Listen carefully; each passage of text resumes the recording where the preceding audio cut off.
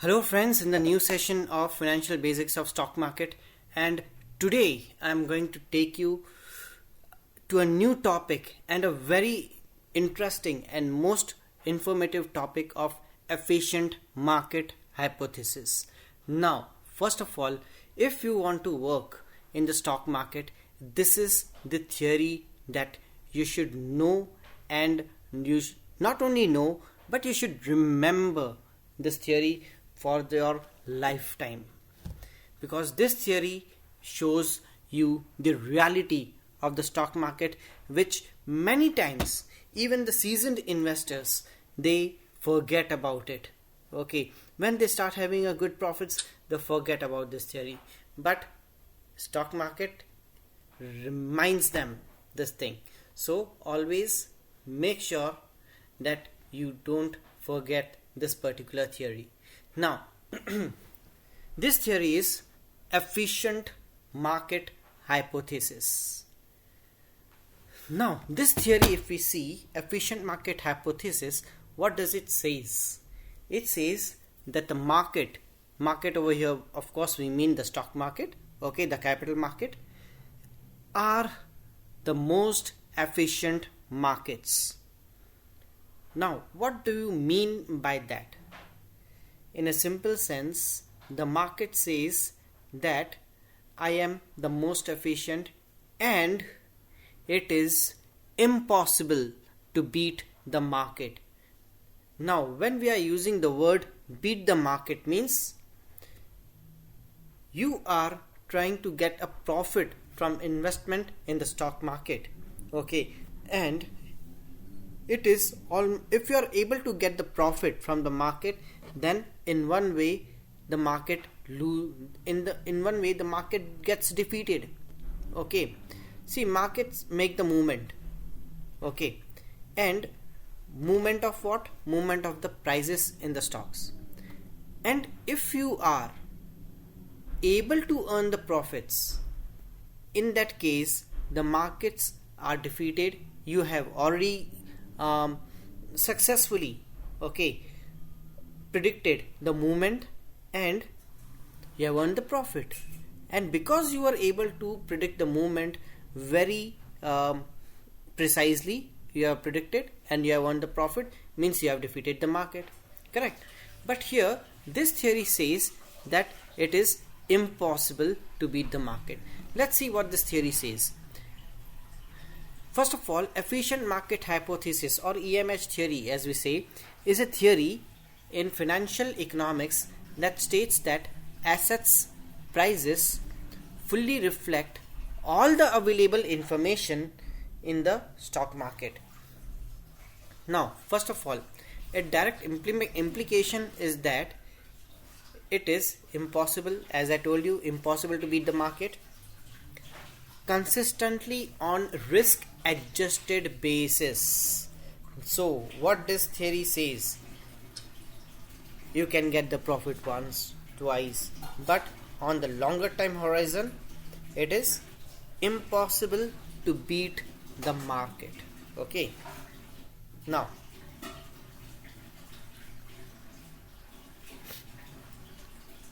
the efficient market hypothesis, we can say it is an investment theory, okay, that states that it is impossible to beat the market. But why does it say so? Because the stock market efficiency causes existing share prices to always incorporate and reflect all the relevant information. See here, whatever the information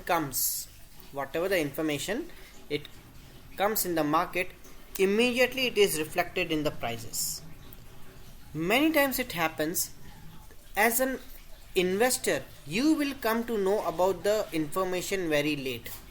Okay, and you will think that this is a positive information and the share prices of this particular stock may move up. But here what will happen? The stock prices will not move up, even though you will think the good news has came, okay, a positive news has came, share prices should go up, but why it is not moving? Reason, my friend, before you can get the price, you can go and take the action. Market was very efficient and fast enough to get the news and do the related movement before you can predict it. Okay, so market was efficiently very fast. Before you got the information, they got the information, and the price movement which you are expecting has already happened. Okay, so what you are expecting in the future to happen has already happened in the past, recent past. Okay, so that is how you were not able to beat the market, because the market movement was faster than you thought of. Okay, now next point. EMH theory propounds that beating the market is impossible because stocks are already accurately priced and reflect all available information. It means it is impossible to make profits out of any trading strategy or market analysis. Under the efficient market hypothesis, anytime you buy and sell securities, you are engaging in the game of chance and not skill. If markets are efficient and current, it means that prices always reflect all information. Correct? If markets are efficient and current, it means it will reflect all the information. So there is no way one will ever be able to buy a stock at a bargain price. Okay, so see, news came, positive news came, the prices will go up. The negative news came, the prices will come down. Okay, and this will happen very fast before you will be in a position to take any of the decisions. Okay, that is the reason it is said that if markets are much more efficient than any other investor. Okay, now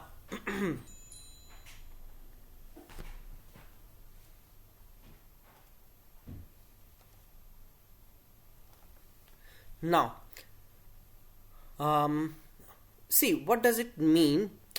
It means that it is impossible to make profits out of any kind of trading strategy. Okay, it is impossible to make profits out of any trading strategy. Okay, and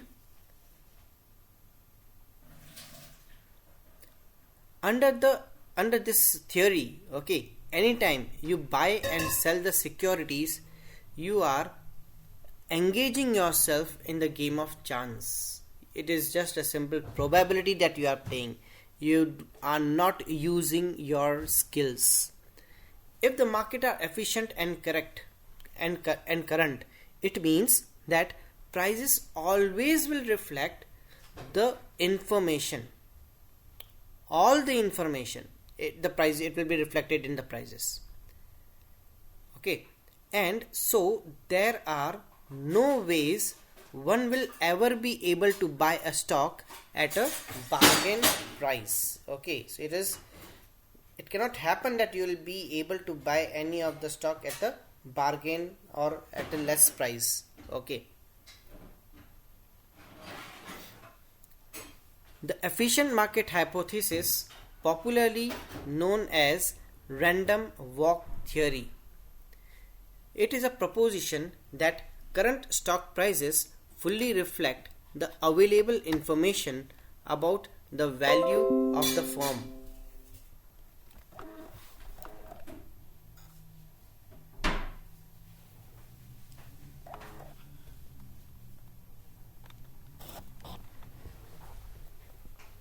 And besides that, it deals with one of the most fundamental and exciting issues in finance, that is why prices change in securities market and how those changes takes place. See here, first of all, any of the changes in the prices in the stock market, it happens on the basis of demand and supply. Okay,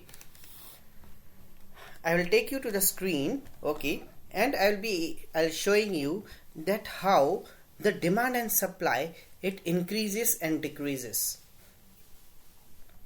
Now, if this is a basic concept of economics, okay, that if the prices increases, the demand increases, the prices increases. And in the same way, if there is increase in the supply, the prices goes down.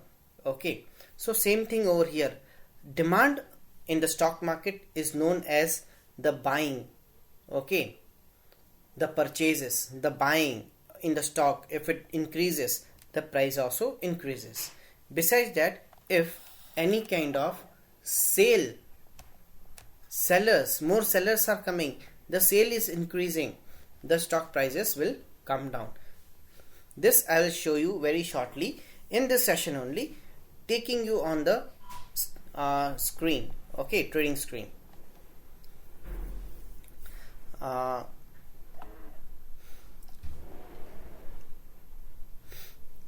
Now see, first of all, there are this particular theory that I'm telling you about, efficient market hypothesis. Okay, it is very important.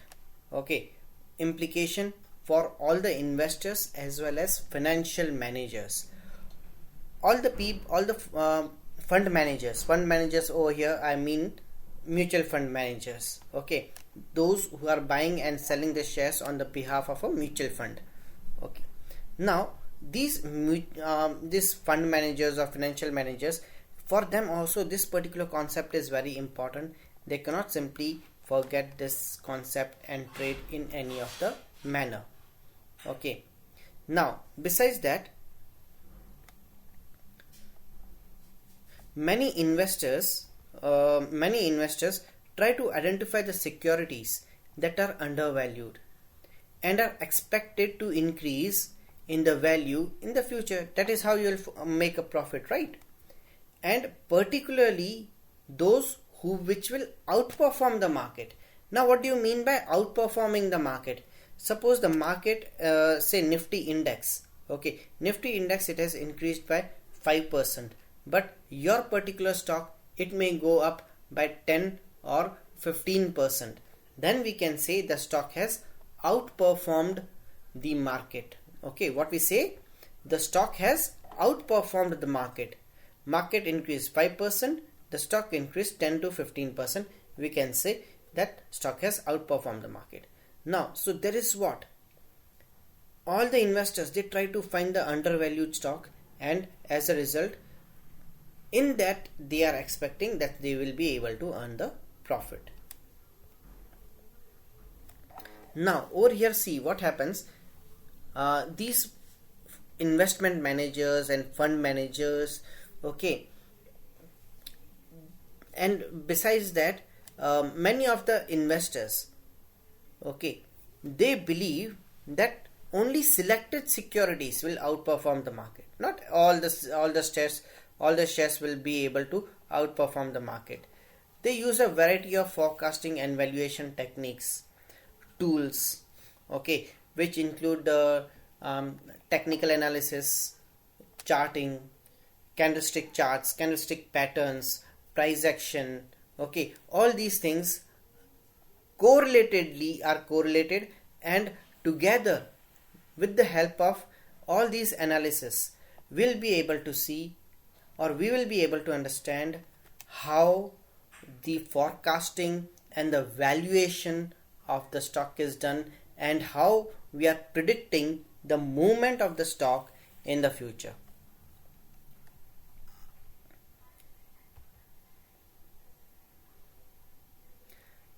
Okay, suggestions. Just a few suggestions I have.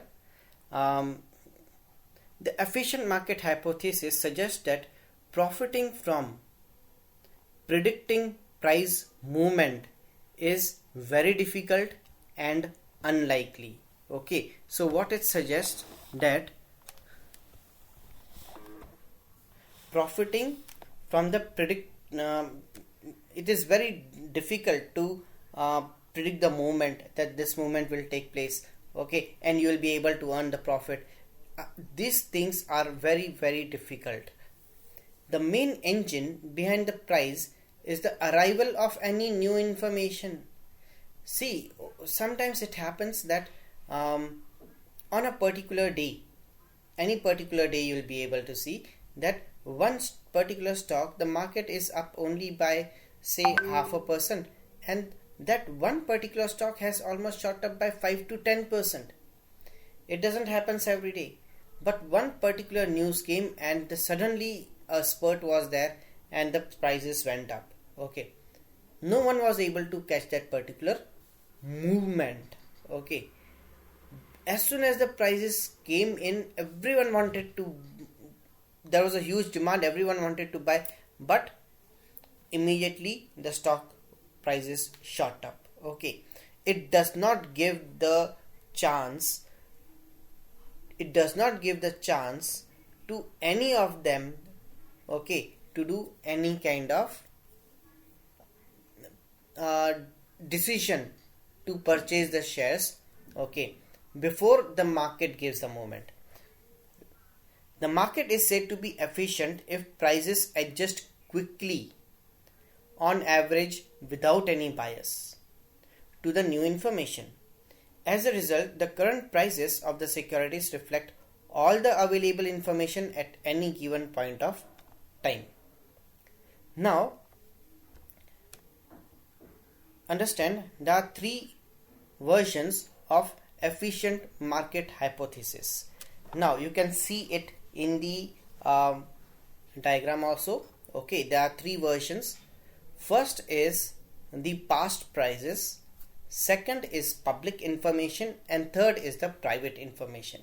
Now, before I go ahead and I explain you all the three, first of all, just focus on the chart. Okay, the chart which is available over here. Now, in the chart, if you see what is given, in the chart, if you see, you have been given a triangular pattern. Okay, you have been given a triangular pattern. Now, in this triangular, if you see the first point, that is the past prices, it is at the bottom and it is very weak. Now, first of all, there are a lot of information. Suppose you want to get any information on one particular company. Say I want an information about Reliance Industries. Okay, now what will be the information which is available in plenty? See, bottom of the triangle, if you see, if we are dividing a triangle into three equal parts, the bottom of the triangle will be having the maximum space. Okay, so over here what happens, this past prices is the information, it accounts to the maximum part of the information which is available. Okay, and past prices are available for any number of years since the listing has taken place, and that is the reason on the basis of the past prices, it is extremely difficult to beat the market and to predict its movement. Okay, because this information is already available to everyone very easily, and that too in plenty. Okay, so on the basis of information of the past prices, it is extremely difficult to beat anyone. Okay, to beat the market.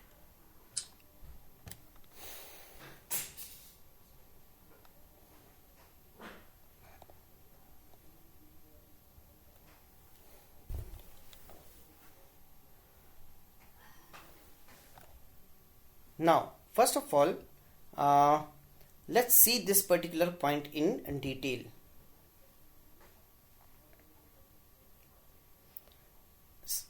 Now, the bottom of the triangle that you can see, the past prices, is the weak form of efficiency. Okay, it is considered as the weakest form of efficiency.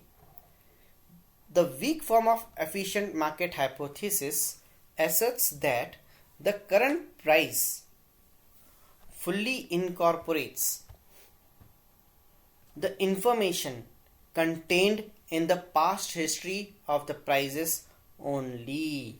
Okay, so the current price, it has already taken into consideration the previous prices, the history, the past history of the prices has already been taken into consideration. That is, nobody can detect any kind of mispriced securities and beat the market. Okay, so you cannot beat the market by detecting any kind of mispricing and you will get the advantage of it. It is not possible. Okay, the weak form of hypothesis got its name for a reason.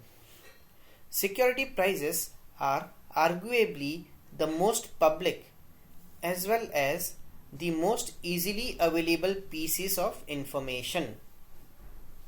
Thus, one should not be able to profit from using something that everybody else knows. On the other hand, many financial analysts attempt to generate profit by studying exactly what this hypothesis asserts is of no value. Okay, see, if there is something which everyone knows, then how you will be able to make the profit out of it? Okay, there are many people who study the stock prices and trading volume data. Okay, this thing is actually known as technical analysis. But on the basis of the stock prices, it is not possible only to beat the market.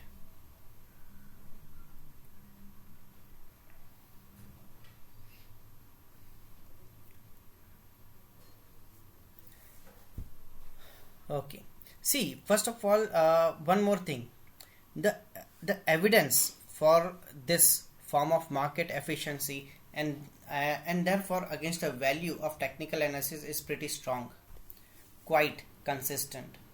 Okay, what side the movement will come, you cannot predict it. You can predict why this movement came. Okay, if there is upside, why, and why it can go upside. If there is downside, why it can come downside, and if it is coming downside, how much it will come down. If it is going up, how much it can go up. That you can predict. You can predict the levels of upside or downside, but you cannot exactly tell that from this level it will go only up and it will not going to go down. Okay, like that.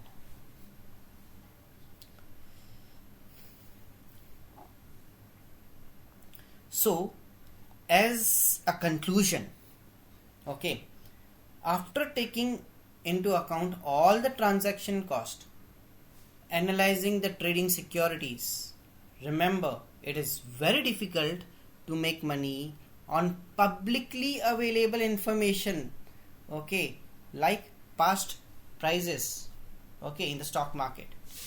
Then we are going to the next efficiency, that is called semi-strong form of efficiency. The semi-strong form of efficiency hypothesis suggests that the current prices fully incorporates all publicly available information. Public information includes not only past prices but also data reported in a company's financial statements. Okay. Now comes the financial statements.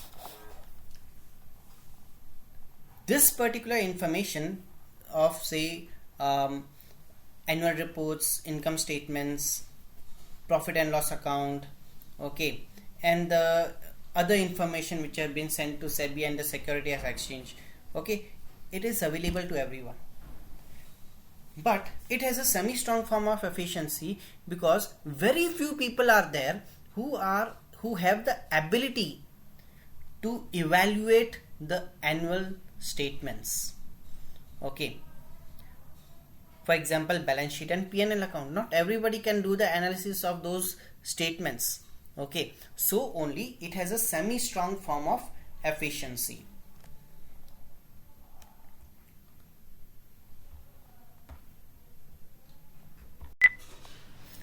Now this kind of information, as I told you, okay, um, is published everywhere. Okay, there are researchers, there are chartered accountants and all, there are research analysts.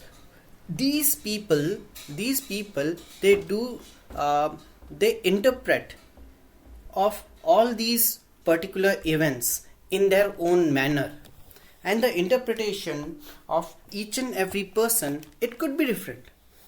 Okay, now for example, there is a particular company, okay, and they are into making of the drugs, pharmacy drugs, and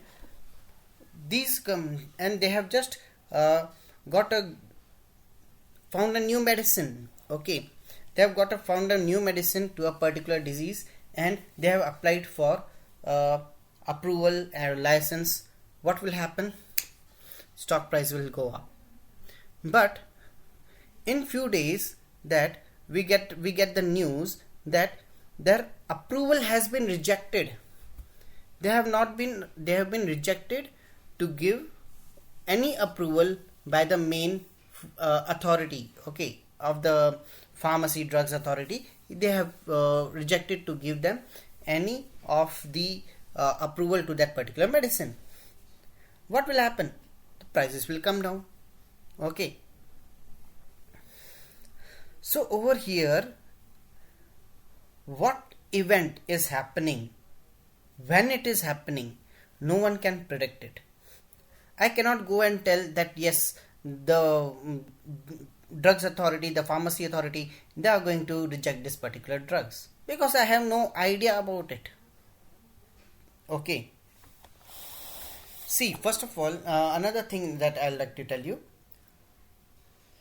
the information, if it is public, okay, it is available in the public, in that case it becomes difficult, it becomes very very difficult to beat the market on the basis of the publicly available information, even though its interpretation could be different for the different people.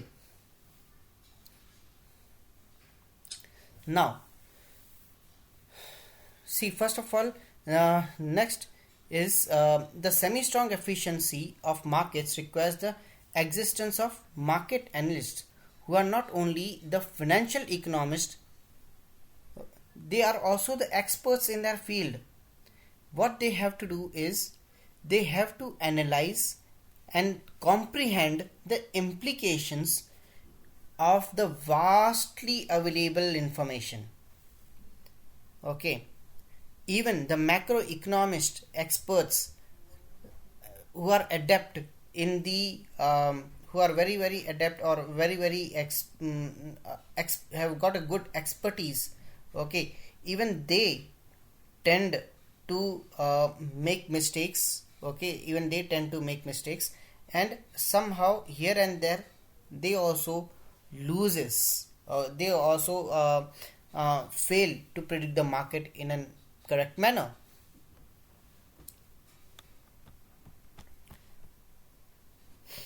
Arguably, acquisition of such skills must take a lot of time and effort. Okay. In addition, the public information may be relatively difficult to gather and costly to process, but it may not be sufficient to gain the information from, say, major newspaper and company produced publication. One may have to follow the wire reports, professional publications, databases, local papers, research papers, okay, of many of the researchers and professors in order to get the information which is necessary and to analyze it for the movement of the securities. Okay. The financial researchers have found empirical evidence that is overwhelmingly consistent with this semi-strong form of efficient market hypothesis. Okay, so even the researchers have found that there is a relationship, and this kind of information is only semi-strong form of efficiency. Okay, then third point is the strong form of efficiency. Okay, now see, this strong form of efficiency of market hypothesis states that the current prices fully incorporates all the existing information, both public and private. Now sometimes some particular information will be there which is available only to the insiders. Okay, now who are the insiders? The promoter, the founder, the manager, the employee of the company, they all are considered as what? Insiders, because they are already working in the firm day in and day out. Okay, so they usually have a better idea what is going on in the company. Correct? So over here, whatever the decisions they are taking it on the basis of the information which is available only to them and not to anybody else. So the information which is available only to the insiders, suppose a managing director, he knows that I have just got the news that he has got a new contract. Okay, he has got a new contract from a particular agency. So what he will be doing is he can buy the shares of his own company. He will do that particular news as public, and then what will happen? As soon as a good positive news will come in the public, all the public retailers and everybody will come and buy the shares. Okay, when they will come for buying, the demand will increase. Demand increases, the price also increases. Okay, and as the price increases, the promoters who are the insiders, he had bought the shares before breaking the news. Now he will start selling as the price increases. Okay, so this is the difference. Now, as I told you before, that I will take you to a forum, to my dashboard, where I will show you exactly how the demand and supply plays out. Okay.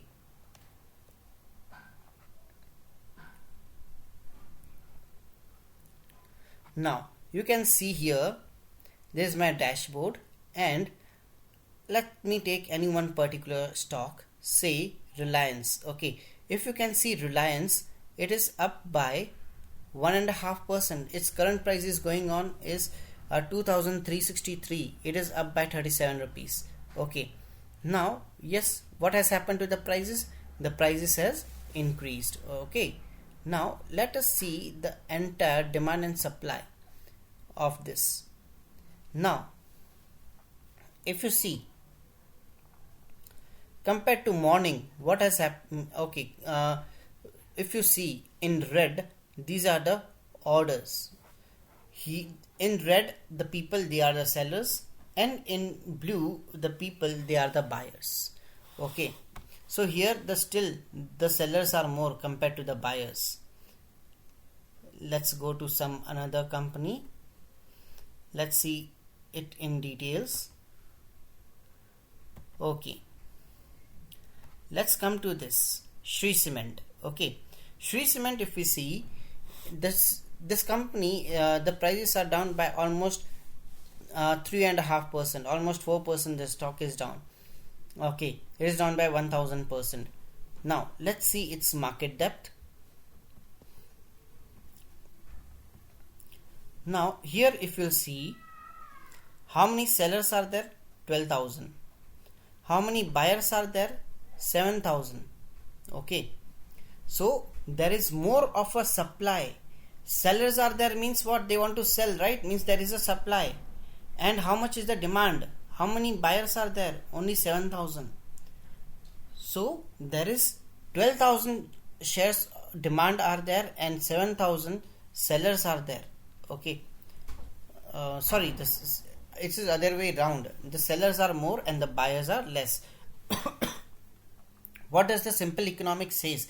The simple economics says if the supply increases, the prices comes down.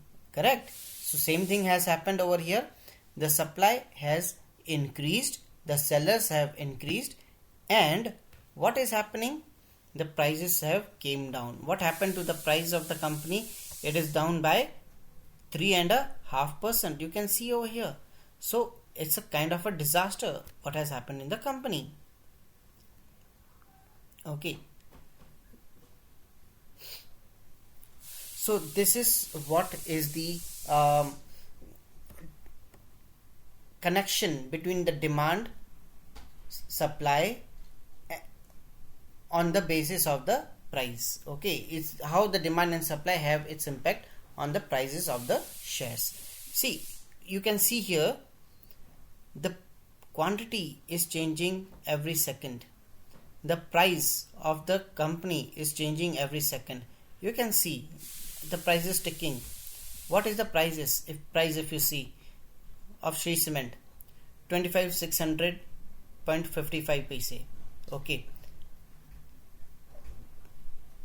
And just now, okay, it has changed. 25,615 rupees. Okay. So see, every second now it is again back to 600, again 614, again 600. Okay. So every second the prices are changing. Okay. So this is what happens on the basis of the demand and supply of the shares. Okay.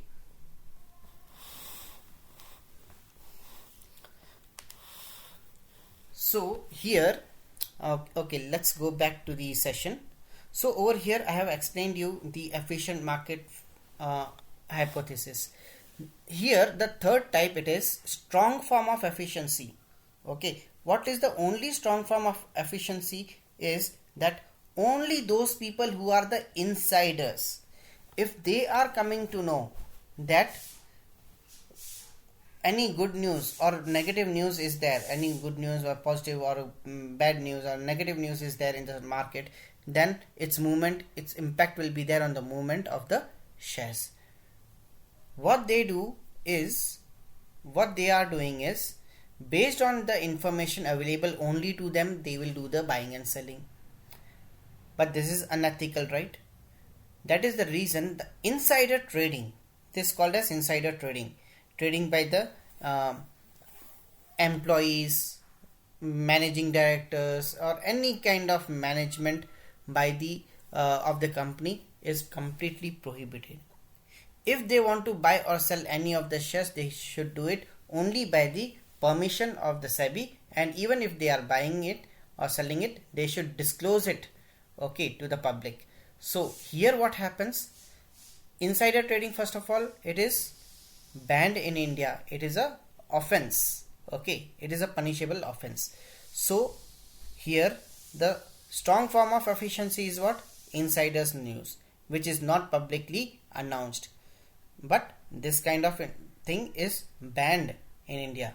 So we can say that markets are more efficient, and hence it is impossible to beat the market consistently. Okay, so with this important point, I'll end today's session. Thank you very much.